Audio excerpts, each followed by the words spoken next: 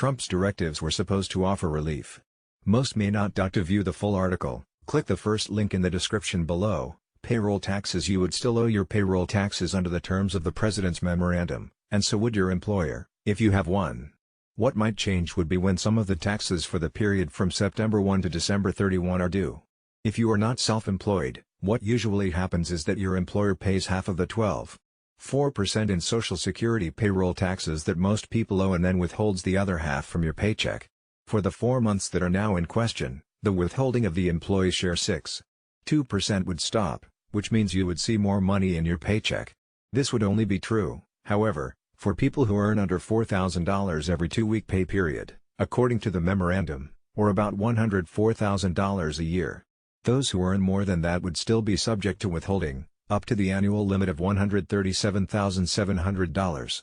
And because the cap is per individual and not per household, 2-income families who are well into the higher income tax brackets might have at least one working adult qualify. At some point soon, the Internal Revenue Service will presumably issue guidance saying when the money is due, under what the White House is calling a deferral of these taxes. But the order also states that the Treasury Department shall explore avenues, including legislation, to eliminate the obligation to pay the taxes deferred. Such a measure would face long-shot odds. Meanwhile, pity the payroll processors who have to interpret the memorandum. Mike Trabold, Director of Compliance at Paychex, outlined a number of scenarios in an interview. Employers could decide to be conservative and continue to withhold on their employees' behalf.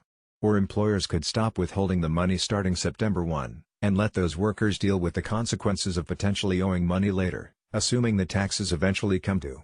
Then, some employers might formally let some employees continue to withhold payroll taxes. You would still owe your payroll taxes under the terms of the President's memorandum, and so would your employer, if you have one. What might change would be when some of the taxes for the period from Sept. To view the full article, click the first link in the description below.